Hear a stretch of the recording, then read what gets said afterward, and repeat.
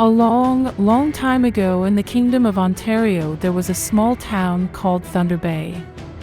Every year Thunder Bay has Novemburger, a contest where the best patty from around town is crowned and named Best Burger. To be the best burger was to be the most desired piece of meat in the whole of the kingdom. Each year only the prettiest of the ground beefers were allowed to compete. But in this kingdom there also lived other animals beside the beefers. There were turkey and chicken and even fish. There was a fish named Joey who had been watching the contest for several years and believed he should be the most desired in the kingdom, and Joey wanted to enter the Novemburger. Why can't I be the best burger? Joey asked to no one in particular as he went along by himself. And he made the decision he would enter that contest and challenge what people thought the best burger should be. Joey called up his friend Cole. Hey Cole, will you be my side if I enter the Novemburger? Cole, who came from a modest background and had no discernible skills but was always down for an adventure, said, "Sure." Cole had been Joey's friend since the early days and was a ride-or-die kind of mother. Joey and Cole met on the steps in front of the county municipal building. Joey noticed Cole was looking exceptionally green. Damn it, I told you no partaking of the greenery while on the campaign trail. Joey said. It helps me function a little better. It's healthy for you. He fluffed the parsley nips that were hanging down. Joey and Cole got a registration packet from the court clerk's office to enter the Novemburger contest, and later that night they both enjoyed the greenery as they filled out the packet and planned to return it the next day. The court clerk was stunned when they returned 3 days later to turn in the packet. You know, only the finest patties compete in the Novemburger, she said. And nobody has ever had a side like coleslaw. Yes, ma'am, I understand that, but there is no rule against it in the regulations. Besides, Mrs. Clerk, we all know what defines a sandwich lies between two things, the breads. I think I can impress these judges with my meat and change how this whole kingdom thinks of a burger. Joey and Cole then set off to learn what it meant to be a great burger. First they went to the burger barn, the home of the beefers. As they entered, the barn door squeaked and everyone turned to look at them. Joey was amazed at all the different colored beefers. There were blonde beefers and red-headed beefers and brunette beefers, all with shiny teeth and great big tails. Ladies, ladies, ladies. Don't worry, the fish has brought the greens. And he pulls out a large bag of parsley nips and tells the DJ to turn the music back up. Joey and Cole mingle the night away. They can't help but admire the large tomatoes that each beefer has and the way their lettuce highlights their patties. The next morning, as Cole and Joey made their way back home, with a stop at the Waffle House first. Man, that was awesome. They party all night and still look amazing. I can see what they get to pick each year. Yeah, but did you notice they all have big tomatoes and the little patches of lettuce? I can do that, Cole. I can get those things. And they set off to the vegetable patch to meet the gardener, a fellow trained in the arts of things like big tomatoes and green parsley snips. That's how Cole knew him. I don't know, it's a pretty big operation, said the gardener when they asked for a couple of big red tomatoes for Joey to have in the contest. What do you mean? Asked Joey. Well, I put a lot of work into my tomato growing operation. You see, each plant I grow from seed, and I use the latest in hydroponics and nutrients to enrich each tomato to be the best. I can't have an operation like that and give my tomatoes away for free now, can I? I need you to do something for me. Joey thought about this, and as it seemed like the basic free market concept, agreed to the gardener's terms. What can I do for you?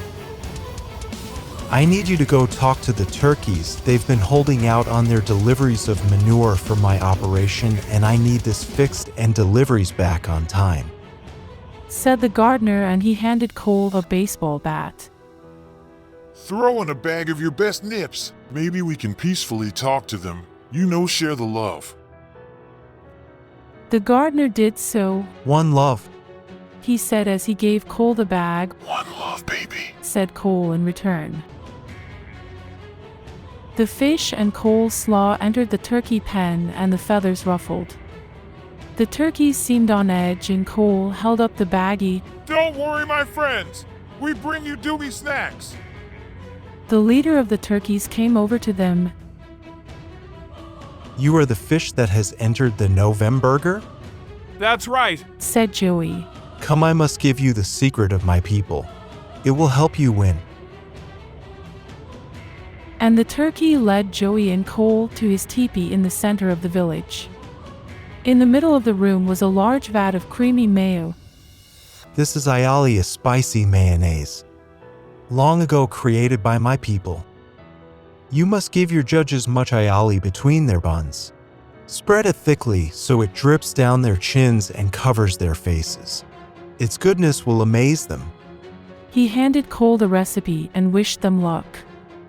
Joey asked the turkey to make sure the shipments to the gardener were on time, and the turkey assured him the issue was resolved. Joey and Cole then returned to the garden. Now in possession of their tomatoes and lettuce and the secret to aioli, they set off to the bakery to get their bread. But along the way they met 3 very big pigs. "Stop right there," said the first pig. "We have orders from the municipal committee chairman to stop you from entering his contest."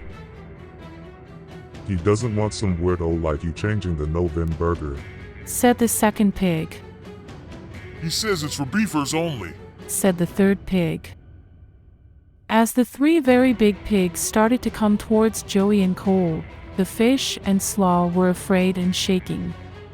But wait! Wasn't the best burger last year a bacon cheeseburger? if the municipal committee chairman says the Novemburger is for beefers only, then he is exploiting your people without even giving credit for their contribution, said Joey. This made the pigs stop and think. He's right, said the first pig. Exploitation without compensation or recognition is wrong, said the second pig. And his carbon tax is stupid, said the third pig. And the 3 very big pigs then escorted Joey and Cole on their journey to the bakery. When the 3 pigs, fish and coleslaw came into the bakery, the baker looked up, her face lit up. You are the fish that is entering the Novemburger, she exclaimed. I am so happy to see you, but I'm afraid I cannot help you right now. For you see, I have no wheat to make bread. The farmer has been withholding since I have refused his advances toward marriage. He is an abysmal man, and I'm afraid he is going to force me to marry him or starve.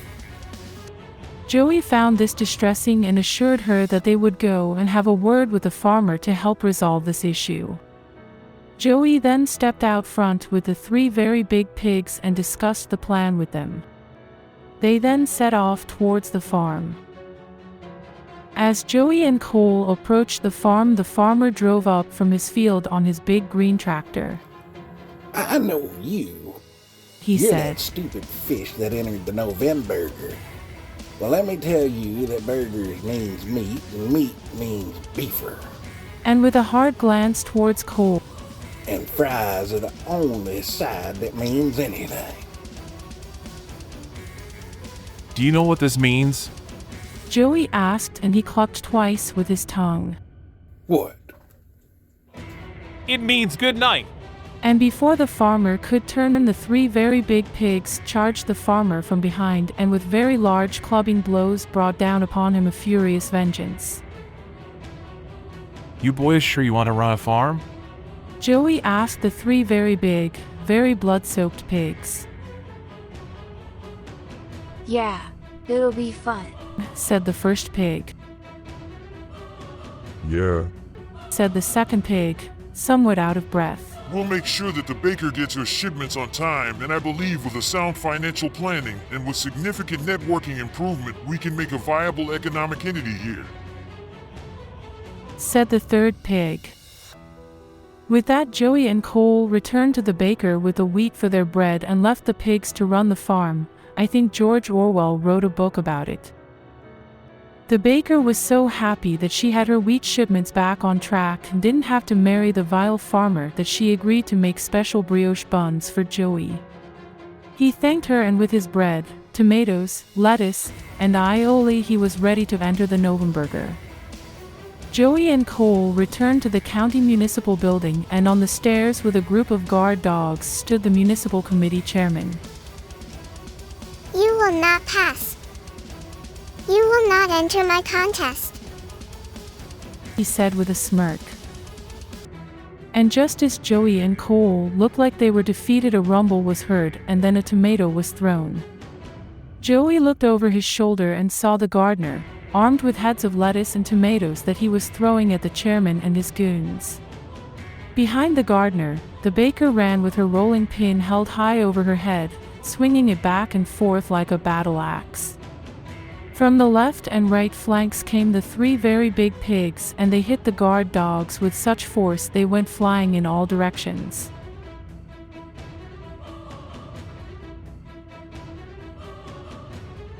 Okay, you can come in. Please give me mercy. He was trembling and noticeably scared. He was now standing in a puddle, but it had not rained since the fight started. And he slunk to the side and let them pass. Joey the fish dressed himself up with bright red tomatoes, and he shaved down his lettuce so it gave a sleek airstrip landing kind of look.